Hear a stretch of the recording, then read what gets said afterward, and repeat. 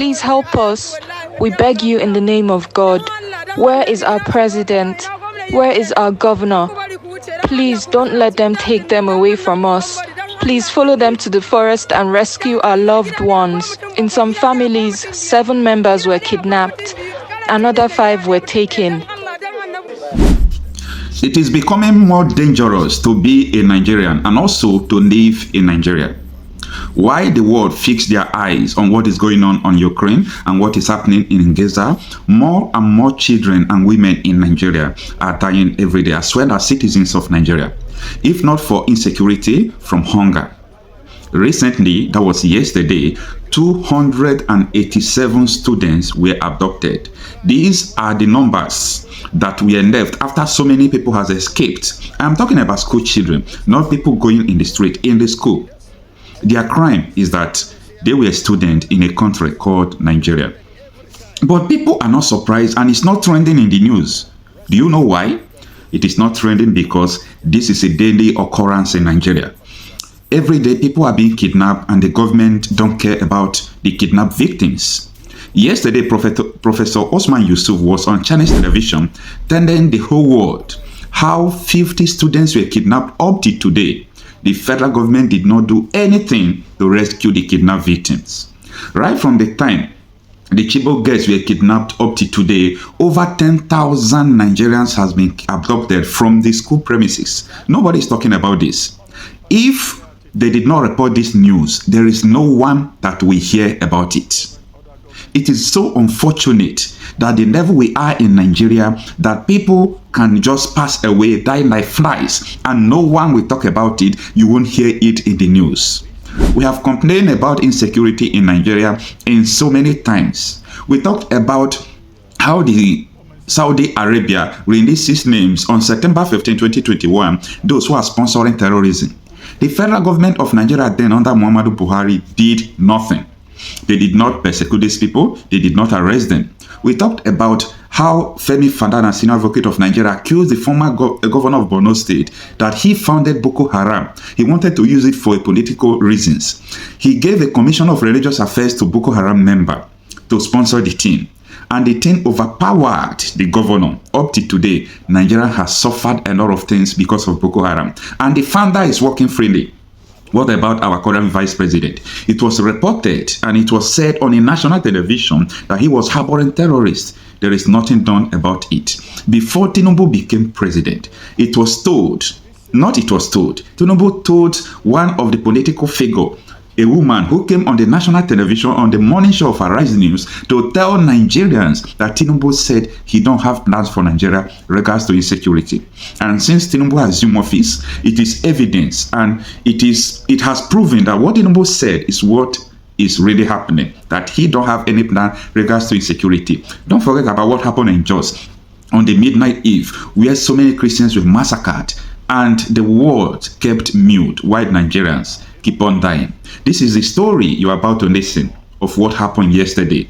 How students were adopted from their schools, just primary and secondary school. And this abduction happened more than 3 to 4 hours. No security operatives. Their parents were there watching helpless while their children are being adopted. Hello, this is what is going on in Nigeria. At least 287 students have been kidnapped by bandits who stormed Government Secondary School Kuriga in Chikun local government area on Thursday morning. That's according to a teacher in the school who narrowly escaped. Governor Uba Sani, during a visit to Kuriga community, assured the people that he will do everything within his powers to ensure the safe return of the abducted students. Arise correspondent Nisi Gabriel reports. Please help us. We beg you in the name of God. Where is our president? Where is our governor? Please don't let them take them away from us. Please follow them to the forest and rescue our loved ones. In some families, 7 members were kidnapped. Another 5 were taken. After receiving reports of a bandit attack on a primary and secondary school in Kaduna, Governor Obasani led a delegation to Kuriga village in Chikun local government to get first-hand information of the incident. Narrating the tragic incident to the governor, a teacher in the school says at GSS Kuriga, 187 students are presently missing, while in the primary school, 125 pupils were initially missing, but 25 returned home. I resumed to the school today at exactly 7:47 a.m. I entered the acting principal's office and signed. All of a sudden, the acting principal asked me to look at my back, and when I turned, we discovered that bandits had surrounded the school premises. We became confused. We didn't know where to go. Then bandits asked us to enter the bush. We obeyed them. Because there were many and the pupils were about 700 were following us. So when we entered the bush, I was lucky to escape alongside many other people. So I returned to the village and reported what happened to the community. Immediately, our vigilante and personnel of Cadvis followed the bandits, but the vigilante did not succeed. In fact, the bandit killed one of the vigilante. We just buried him a while ago. It was when we came back from that pursuit that we briefed the village head and we started making efforts to know the actual number of pupils and teachers that were taken by bandits. At GSS Kuriga, 187 students are presently missing. In the primary school, 125 pupils were initially missing, but 25 of them escaped and returned home. An emotional chief of Kuriga town laments the insecurity in the area and appeals to the governor to assist in the deployment of troops to secure lives and property. While addressing the community, Governor Obasani sympathized with the parents and families of the abducted students, although he says the figures of those abducted is still sketchy. However, he is working tirelessly to ensure that those abducted regain their freedom unhurt. We have not been able to know the number of the children or the students that have been kidnapped. But what I can say here is that by the grace of God, under my able leadership, we will try as much as possible to ensure that every child return by the grace of God, inshallah. We are doing our best. I'm going to work with the community leaders. I want to work with the traditional rulers here, as well as the youth, to ensure that every child return back home by the grace of God. Residents of Kuriga village troop out in their numbers to cheer the governor for coming to identify with them promptly. They also commend him for promising to build a police station in the community. Nisi Gabriel, Arise News, Kaduna. Approximately 287 students, both primary and secondary, in Kaduna State have been abducted. Dr. Bate, sad start to the morning today. Unfortunate news. Your take on the story? Well, sad and unfortunate, coming particularly at a time when government spokespersons and other government officials have been saying that there seems to be a respite in terms of school abductions in the northwest and the northeast, particularly. And then you have this incident of about 287 students, being abducted from the government secondary school and also from the LEA primary and secondary school in Kuriga, in Chingun local government area of Kaduna State. Now, we were told that the original number actually was 312. The number reduced to 287 because of the 25 students from the primary school that managed to escape. Now, this is reminiscent of Chibok. Chibok girls in January 2014, 276 were abducted. And over the years, we've been having repeated cases of schools being targeted. In this same Kaduna State, in July 2021, 150 students were abducted. In this same Kaduna State, in 2023, in Kachia local government, GSS secondary school, Awon, in a place called Awon, 10 students were abducted. And anytime this happens, we hear the same story. Government will say, we will address the problem, we will make sure that the students are rescued. Yes, in the July 2021 incident of 150 students, those students were rescued. But it's not always that these students are rescued. Now, a number of issues here.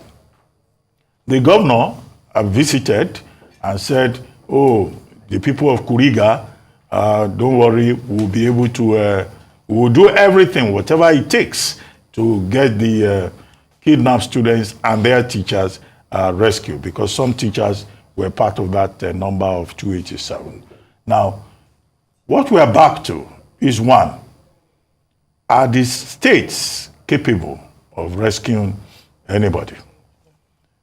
The governors are called chief security officers of the state, but do they have the infrastructure? Do they have the machinery? Do they have what it takes to provide enough security for the people in their various states? The governor of Kaduna State, Uba Sani, has said he has briefed the National Security Advisor. Our expectation is that through a combination of efforts between the state and the National Security Advisor, these children will be rescued. No child should be abandoned. No child should be treated in this manner. Section 34 of the 1999 Constitution talks about the dignity of the human person, the right to dignity. When people are abducted, whether they are students or adults, is their right to dignity that is violated. And there are other rights under the Constitution, right to life, right to freedom generally, fundamental rights of freedom. Number two, the local governments are also not in a position. This one has happened in Chikun local government. In the 2021 case, it was in the Kachia local government. The local government structures are totally incapable because even their resources have been stolen by state governors. Let me use the word stolen advisedly, under the state joint local government's accounts. And there has been an attempt to ensure local government autonomy, which is opposed by the state governments. The third point is about the Safe School Initiative. Nigeria has been talking about the Safe School Initiative since 2014. Now, what has happened to that initiative? Part of the content of that initiative has been the request that these schools should be fenced round to ensure security. Security should be provided on site. Look at this particular case of LEA Primary and Secondary School and GS Government Secondary School in Kuriga in Kaduna State. The bandits were so audacious. Their temerity was so rich and large that they stormed the school immediately after assembly at about 8 a.m. There was no security. There was nobody to stop them. They must have mobilized to get to that school. There was no fence. They moved in and they abducted people, pupils and students and teachers shooting into the air. It's again the story of Nigeria. And the fact that every incident occurs, government says, we'll do this, we'll do that, we'll do this, we'll do that. But at the end of the day, nothing happens. And we tell the same story all the time. We come back, we repeat the same stories.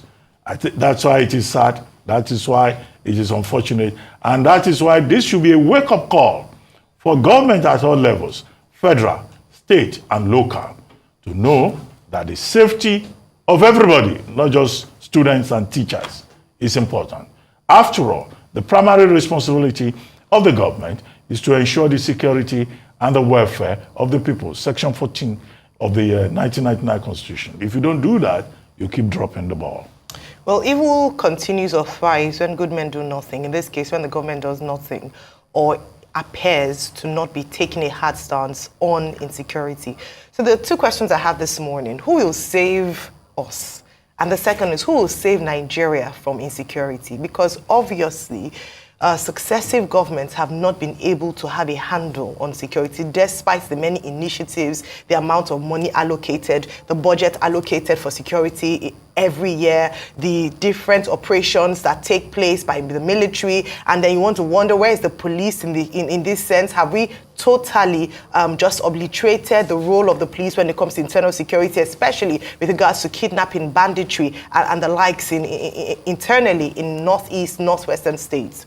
A number of things to be said. It's a very sad morning, but it's a very hard morning. The reason why this has persisted is because we haven't seen any considerable efforts made by administrations, not only this particular one, to tackle insecurity, especially kidnapping of our young children in schools.